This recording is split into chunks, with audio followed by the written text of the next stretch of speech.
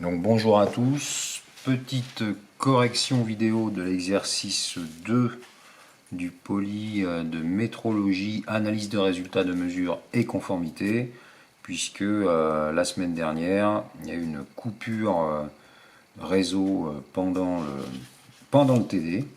Du coup j'ai perdu une partie des étudiants, donc je vous mets cette correction en ligne pour que vous puissiez la regarder autant de fois que vous voulez. Donc je vous lis l'énoncé et en même temps je consigne les données de l'énoncé. Donc la mesure du diamètre 10G6. Donc d'abord 10G6, petit G6, si vous allez dans le GDI, vous allez trouver que c'est égal à 10 en microns, moins 5, moins 14. Voilà, donc ça c'est des microns. Et donc ça va faire 10 moins 0,005 moins 0,014. Voilà pour cette donnée. On continue la lecture. Donc d'une pièce en alliage d'aluminium, lambda égale 23 10-6 degrés Celsius moins 1. Donc ça c'est le facteur de dilatation de la pièce. Donc on peut noter lambda P, facteur de dilatation de la pièce, égale 23 10-6 degrés Celsius moins 1. Voilà, je continue la lecture. Donc est faite avec un micromètre optique en acier inoxydable, lambda égale 10-6 degrés Celsius moins 1. Donc c'est la matière de l'appareil de mesure qui est en acier, donc son facteur de dilatation lambda A comme appareil, vaut 10-6. Donc lambda A égale 10-6 degrés Celsius moins 1. Voilà, les données issues d'une semaine de production et de mesure sont les suivantes. Diamètre moyen égale 10,000410 mm. Donc ça, c'est les résultats de mesure. On peut marquer diamètre moyen égale 10,0000410 mm. Voilà. S de phi égale 1 micron. Donc ça, c'est l'estimateur. D'accord. S de phi égale 1 micron. Donc 1 micron, ça fait 0,001 mm. Voilà. Et K étoile, le nombre de répétitions de mesure, égale 5. Donc K étoile égale 5. Voilà.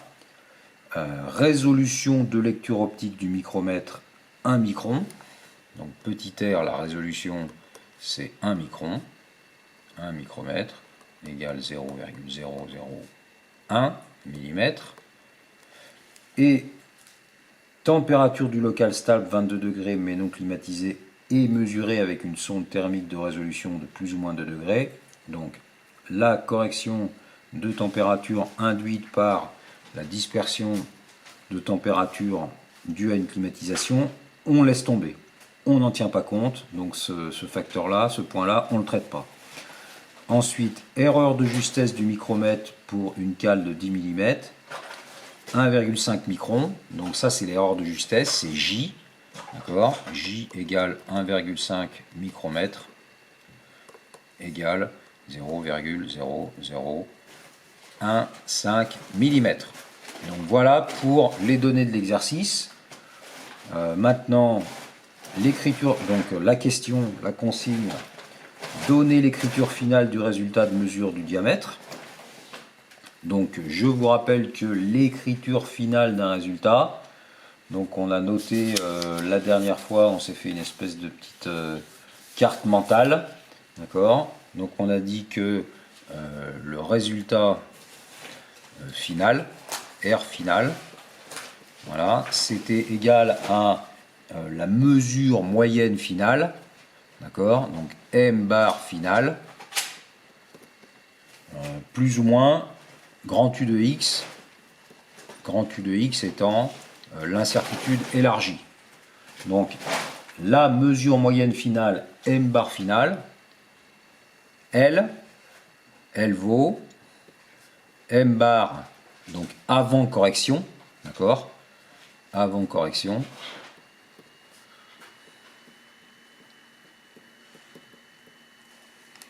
moins l'erreur de justesse, moins J, le tout fois la correction thermique, le coefficient de correction thermique, C indice TH. Voilà ce qu'on a calculé. Alors, qu'est-ce qu'on connaît là-dedans? Donc M bar avant correction, c'est phi bar 10,000410. Donc ça, c'est connu, ça vaut 10,000410. Tout ça, c'est des millimètres. L'erreur de justesse, elle est donnée dans l'énoncé. On l'a, elle vaut 1 micron et demi, donc 0,0015, fois le coefficient de correction thermique. Qu'est-ce que ça vaut un coefficient de correction thermique? Donc vous avez ça dans le poly ressources, mais je vais vous noter ce que c'est. Donc c'est, alors je vous donne la relation littérale, et puis on expliquera. Donc c'est 1 plus lambda A facteur de θ A moins 20 degrés, divisé par 1 plus lambda P facteur de θP moins 20 degrés. Donc lambda A et lambda P, eh ben, on les connaît, ils sont dans les données. 23 10-6 pour lambda A. Voilà. Lambda P, on le connaît. 10 10-6. C'est les facteurs de dilatation. Et θ et θP sont les températures de l'appareil et de la pièce. Le tout soustrait à 20 degrés, qui est la température de référence en métrologie. Donc je vous rappelle que vous pouvez mesurer une pièce froide avec un appareil chaud, une pièce chaude avec un appareil froid, ou une pièce et un appareil à la même température, mais que cette température soit différente de 20 degrés. Or ici, on nous dit que la température de la pièce est de 22 degrés. On ne tient pas compte des fluctuations induites par la climatisation, mais la température du local est considérée comme étant à 22 degrés. Donc ici, l'appareil et la pièce sont à 22 degrés Celsius. D'accord? 22 degrés Celsius. Voilà. Voilà. Donc tout ça, eh ben, ça nous permet de calculer la valeur du coefficient de dilatation thermique. Donc si on calcule cette valeur, moi je l'ai déjà calculé, donc je vous la donne, ça fait 0,99974 et il n'y a pas d'unité, donc je mets SD comme 100 dimensions puisque c'est un coefficient. D'accord? Voilà. Donc du coup, avec tout ça, on peut calculer la valeur de la mesure finale. On peut calculer la valeur de la mesure finale. Donc la mesure finale, elle vaut le résultat de la mesure finale, ça vous fait 9,99865,004, 9,99865,004.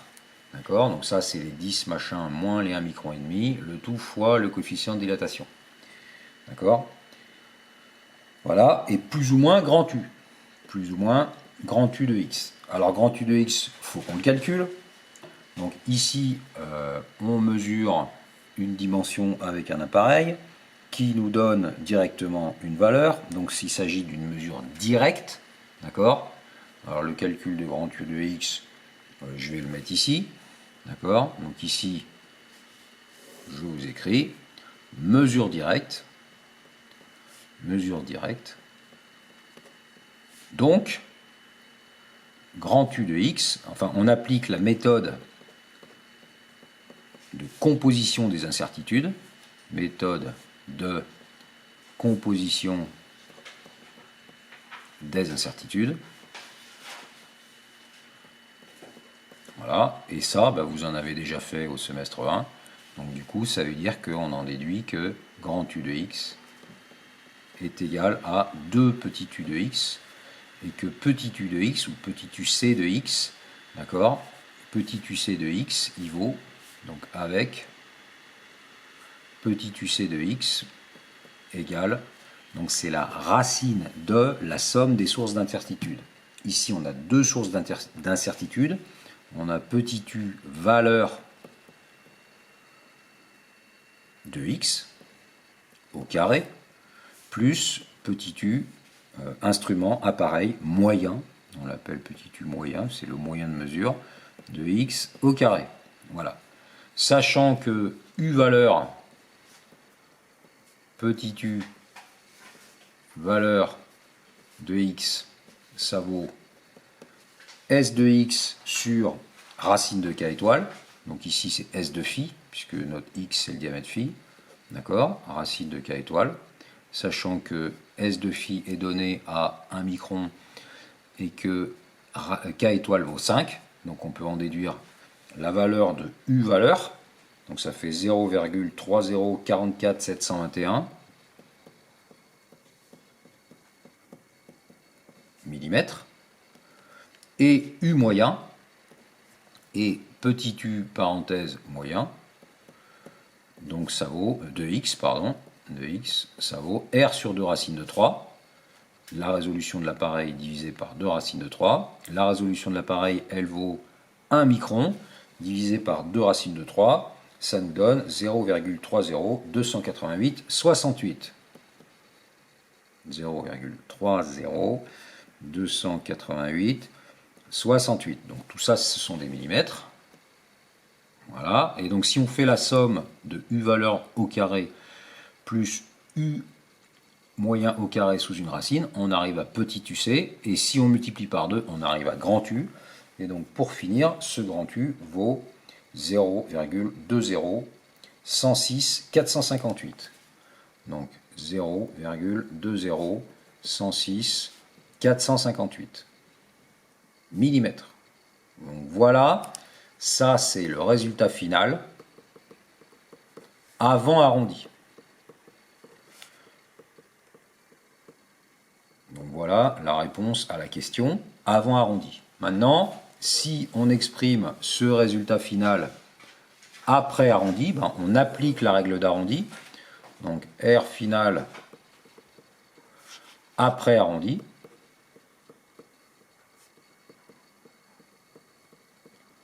Voilà, égal. Donc on s'intéresse au premier chiffre significatif de grand U. Le premier chiffre significatif de grand U, c'est le 1.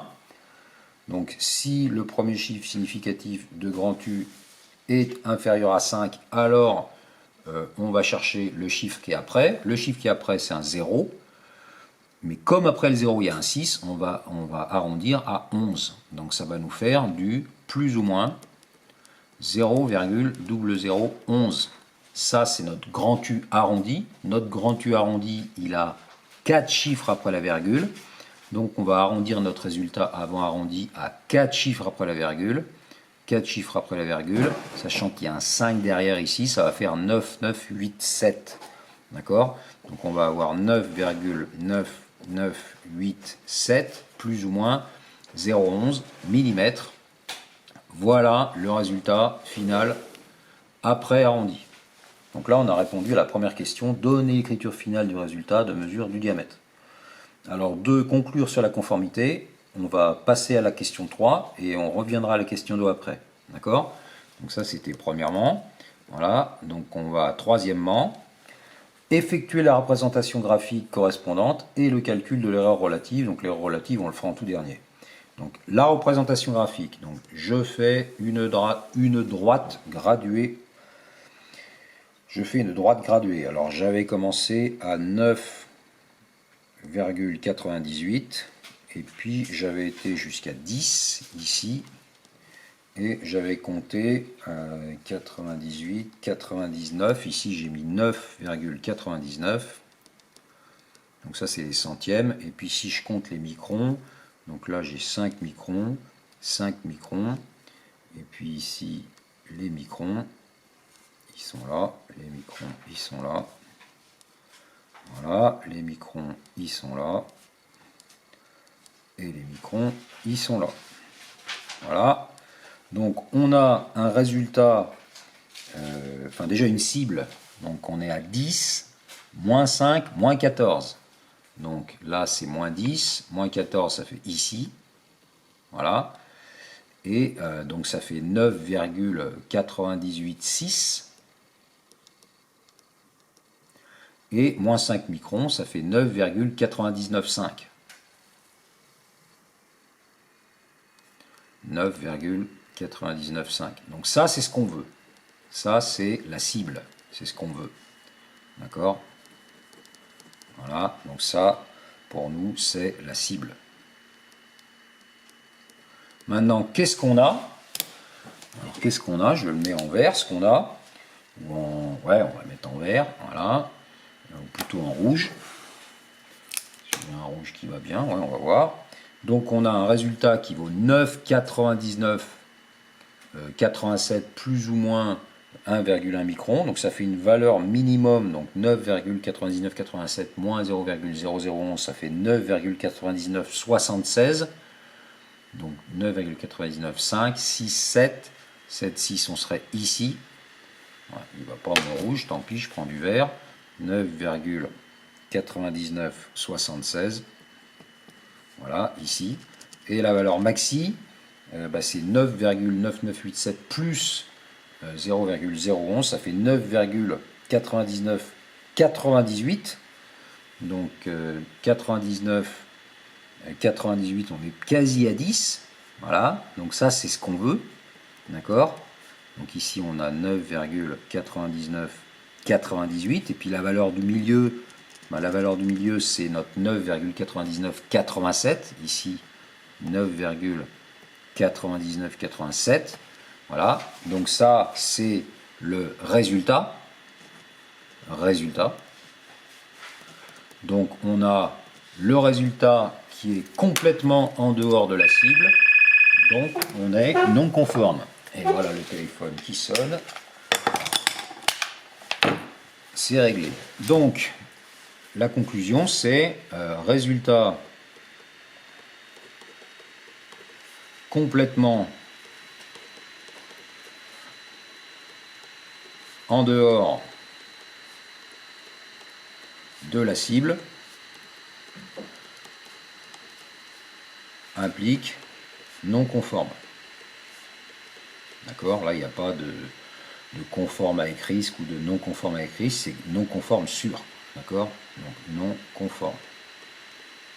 Voilà, non conforme à 100% si vous voulez. Voilà. Ok? Donc voilà pour cette question, pour cette représentation graphique. Du coup, la question 2, deuxièmement, on a répondu, conclure sur la conformité de la pièce. Donc deuxièmement, implique non conforme. Voilà, c'est fait. Et puis la dernière chose qu'il fallait faire, c'était calculer l'erreur relative de mesure. Donc dans votre polyressource, il y a l'erreur relative, je mets ça en quatrièmement. Erreur relative, donc ça il y a une relation. Erreur relative de mesure. Je vous donne la relation, puis on a toutes les données pour calculer. Donc c'est tout simplement 2 grand U de x divisé par le résultat moyen arrondi.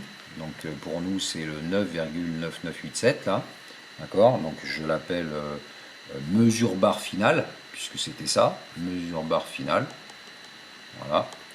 Et donc du coup ça fait 2 fois 0,0011 divisé par 9,9987.